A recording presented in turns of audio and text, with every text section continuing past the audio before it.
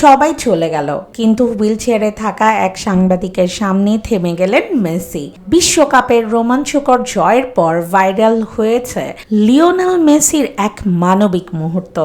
Match শেষ, চারদিকে ব্যস্ততা, কিন্তু হুইলচেয়ারে থাকা ভেনেজুয়েলার সাংবাদিক মানু গুতিয়েরেসের সামনে এসে থেমে যান মেসি। শুধু থামেনি না, ধৈর্য ধরে তার সব প্রশ্নের উত্তরও দেন। এখানেই শেষ নয়, নতুন রেকর্ড নিয়ে প্রশ্ন করা হলে মেসির জবাব ছিল দারুণ বিনয়ী। তিনি বলেন রেকর্ডের হিসাব তিনি রাখেননি, খেলতে খেলতেই এগুলো হয়েছে। তার কাছে সবচেয়ে গুরুত্বপূর্ণ হলো দল এগিয়ে যাচ্ছে এবং জয় পাচ্ছে। এরপর যা বললেন সেটিও আলোচনায় এসেছে। মিশরের বিপক্ষে কঠিন ম্যাচে আর্জেন্টিনা কিভাবে ঘুরে দাঁড়িয়েছিল সেটিও ব্যাখ্যা করেন মেসি। তিনি জানান, লাউতারো মার্তিনেজ মাঠে নামার পর মাঝখানে ভিড় বেড়ে যায়।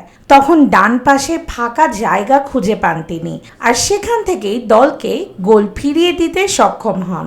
সবচেয়ে আবেগের মুহূর্ত ছিল ম্যাচ শেষে তার কান্না।